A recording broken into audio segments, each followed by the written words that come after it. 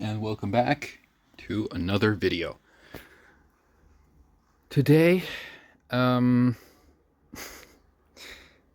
I want to watch a Hassan clip. I just saw like 5 seconds of it and wanted to comment on it, so I just started recording, and you're gonna watch me watch it for the first time, and I'm gonna comment on it, except for the first maybe 20 seconds that I've seen. Actually getting some significant looks in a way that they never have before by mainstream media. Yeah, right. I have those demands. But yeah, so obviously this is also a big deal. A judge has blocked the National Guard troop deployment in Oregon. TrueAnon got a shout out, got a New York Times piece. The left has its rabbit holes on the. There we go. That's a topic that I want to talk about. That's what made me start recording this video. Because we should look at this through a materialist view. So we should apply like a Marxist analysis. We should apply a like Gramsci or Althusser or even Noam Chomsky. We can apply his analysis of manufacturing consent. Okay, but any Marxist analysis of the liberal media and the liberal institutions and the liberal hegemonic ideology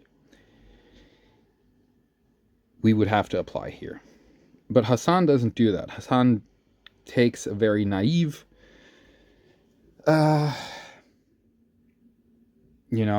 makes a very naive argument, and we're going to look at that, and I'm going to try to argue against it. Left-leaning podcast TrueAnon. Three friends take a true crime approach to subjects often thought too risky for liberals to touch. Yeah, I have noticed that all of our boys, it's not an accident, all of our boys, all of our girls, the left is actually getting some significant looks in a way that they never have before by mainstream media that is trying to make up for lost time and trying to develop a better understanding of exactly why so many in our group of friends are having a long-lasting and very consistent impact on American politics as opposed. So, the first part that he said was correct. There has been a dynamic of liberal institutions, very, very immoral and bad institutions like the New York Times, who are famous pro-imperialist, pro-State Department, Zionist, stenographers of power, but also have quite high quality reporting in comparison to other, news organizations with less capital, I guess.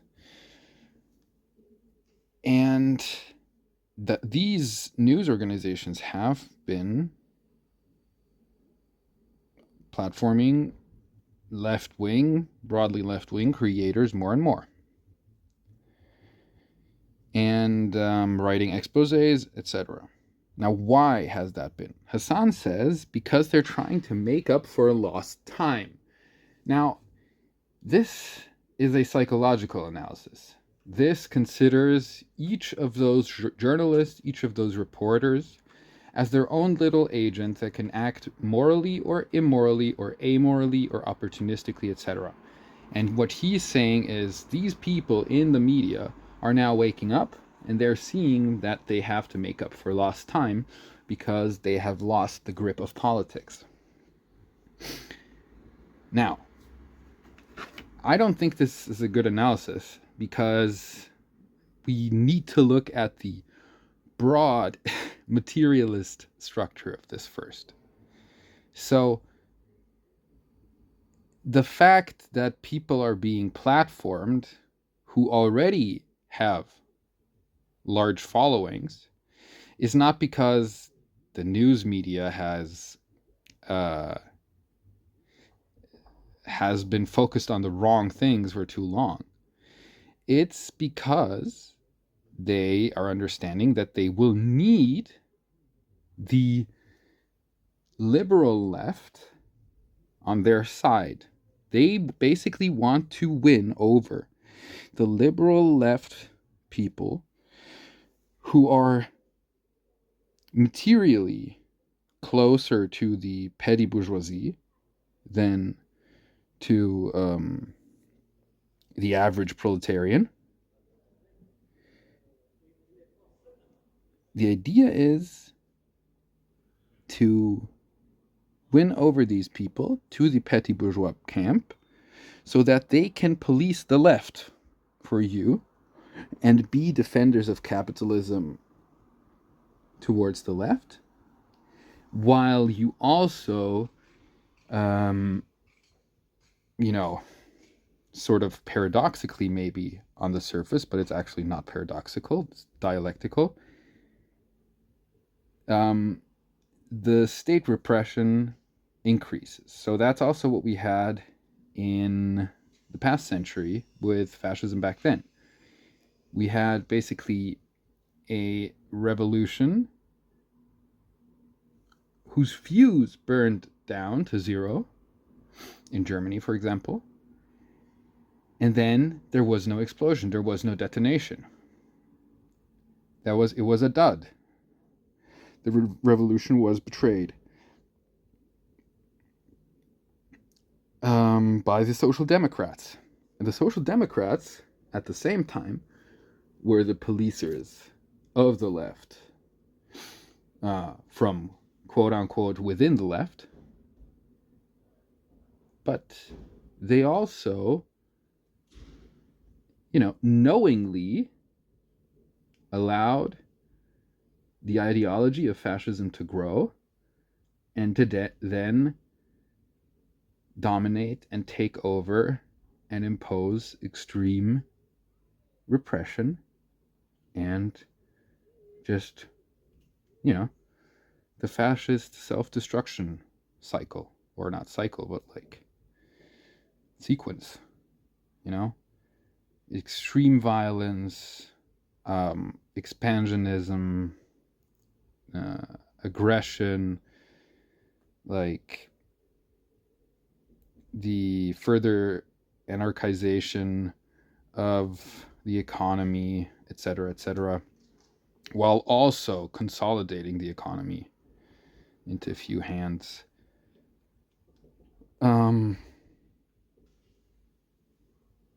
Yes, it's a degenerated stage of liberal democracy, of capitalism. And that always comes about because the contradictions of capitalism are just inherent and too big. And so you can't avoid it. And social democrats think, no, we can avoid it by stalling it forever. And then they also have the fantasy that stalling forever tactic will somehow mean that they will slowly improve the quality of government and then slowly shift the class character from being bourgeois to being proletarian, which is nonsense, which isn't possible, because the incentives within a bourgeois state, a liberal democracy in a bourgeois state, are just, they have the wrong polarity in some sense, right? When you make a reform that alleviates people's material suffering, or that fixes a inherent problem of the economy, that stabilizes the economy somehow by the socialization of planning, that alleviates people's material suffering. That makes it better. That makes people, be relieved. And when they're relieved, you just tell them, we don't have to go further with this. It's fine. And then you say, well, maybe we need more freedom. And then the problems come back and you do the whole cycle again. But notice that you never go further. There is no one step and then the next step of revolution and then the next step of reform. It doesn't build on itself. The FDR era was supposed to build on itself as far as people were sold that political program by the Democrats back then. But it didn't happen. And why didn't it happen? Because, of course, both parties are bourgeois.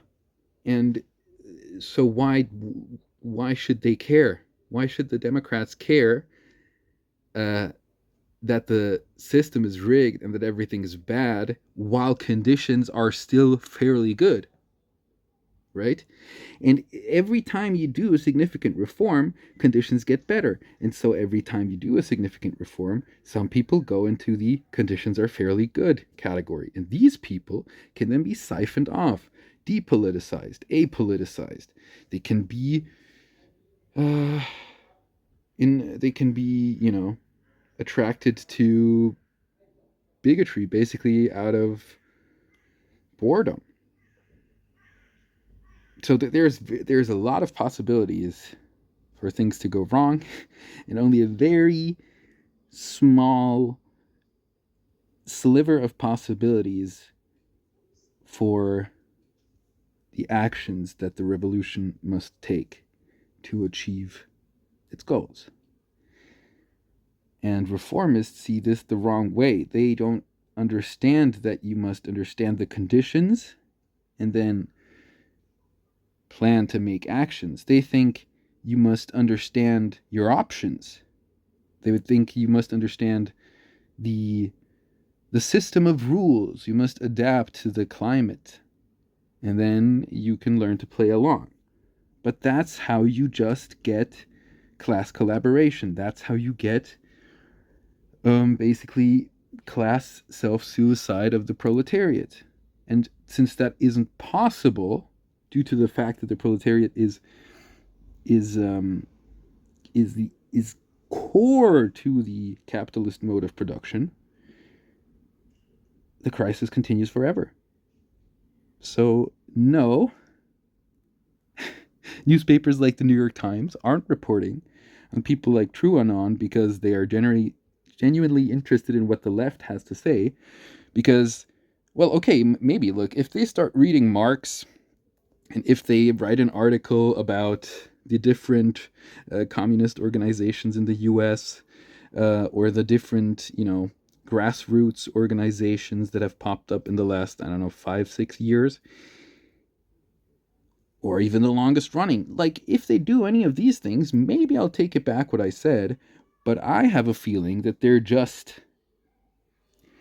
trying their hand at nominating people who will then serve to police the left from quote unquote within the left. And, that's not great. That's not great. And people like Hassan should definitely see that. It's a point Bad Empanada has made a couple of times, and I think it's a very good point. And let's watch a little bit more of the clip so I'm not clip tripping. To the numerous other artificially boosted media engagements that they have created. Why is it that the TrueAnons and the Chapo Trap Houses and the Hassanabis of the world, or the Adam Friedland shows of the world, are actually making a dent in this media environment in a way that, like, liberal, in a way that independent liberal channels are not? I wonder why.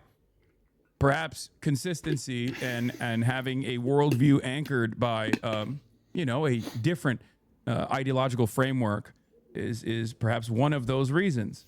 Who knows? Especially in a time when. Okay, look, I think I agree with him here in a certain sense. And it's in the sense that, of course, the reason why this even becomes an avenue for people to produce the type of content that Hassan and whatever TrueAnon, etc. produce is that it resonates with people. And that is because not only is the leftist perspective on the world, extremely relevant to the world and becoming more and more relevant by the day, but also because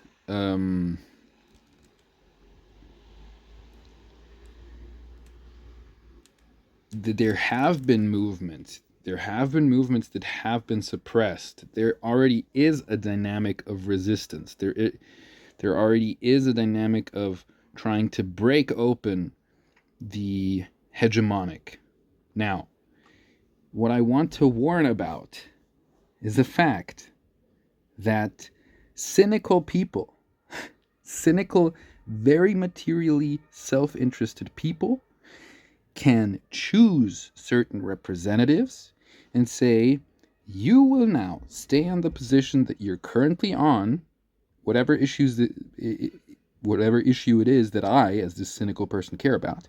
You will stay there, and you will keep policing the left. We will reward you when you say something positive, and we will neglect you, or positive for our cause, and we will neglect you if you start saying consistently negative things, and then we'll demonize you. There is a selection mechanism for this. And I just, it's within political content creation, this sort of clout or viewership or whatever is a vehicle for mass dissemination, basically, of agitation and propaganda in the communist sense. Now, it's an imperfect vehicle because the viewership is dominated, or the successfulness of viewership attraction retention is dominated by market factors, by factors of class dynamics, etc., that have nothing to do with the ideology or the intentions of the actors. So basically, manufacturing consent. I don't know.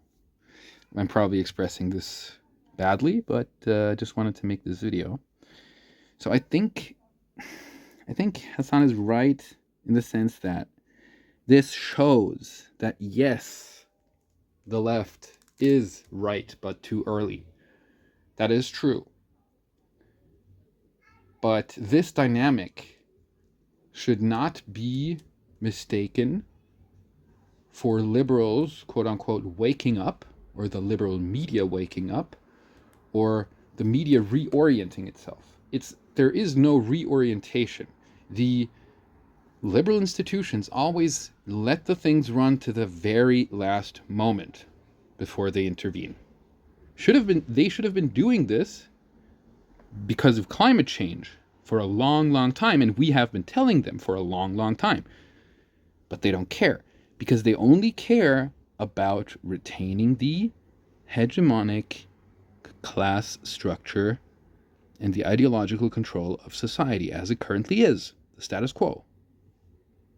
And that is why, in the end, they do seem to become opener towards the left when everything else is in complete collapse and decay. Basically, what they're trying to do is build up the decay to such a monstrousness that basically fascist forms of governance, power, and ideological education of people become possible.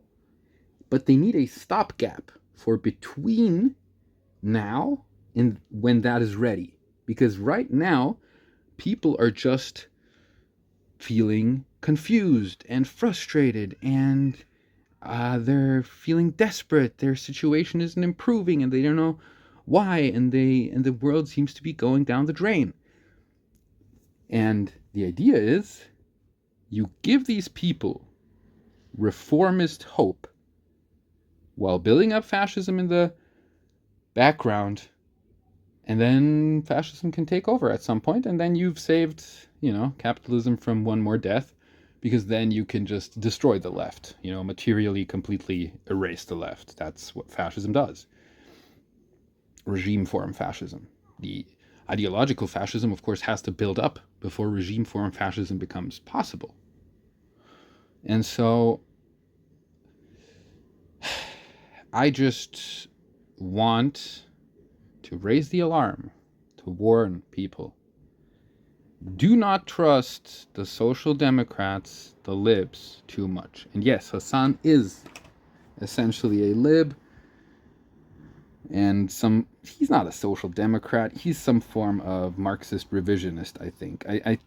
But you know, it's hard to tell. But he is a lib. That's pretty clear by how he often argues and how he approaches his PR management. For example, he often talks about the normies. He also talks about recently he talked about the normie class of Americans, and it was a throwaway statement. It was like something like the normie class hates Israel now. But there is no normie class. There are no normies. The conception of some sort of average ideology is nonsensical because most people don't have a coherent ideology. Most people do not spend that much time on having a rigorous, self-consistent worldview. They just don't. It's a lot of talking points. It's a lot of vague leanings and moralizing. And there is no normie class. And this misunderstands the idea of class. Because class would be useless, completely useless, if it were just something like, if you get $5, you're lower class, and if you get $1,500, you're upper class. That would be useless.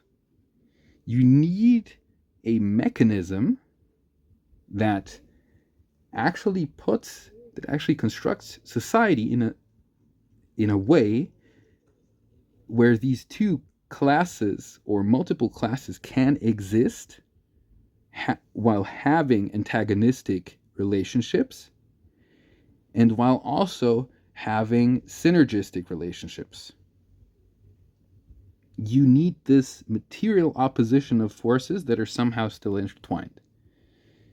It's not about categorizing people into normies or the left class or the right class. That doesn't exist. Class is a materialist concept, and it has to do with one's relation to the means and methods of production and with one's social control over production, including ideological production. And thanks for listening to this video. If you made it this far, like and subscribe, Tell me what you thought of the video if anybody hears this. See ya!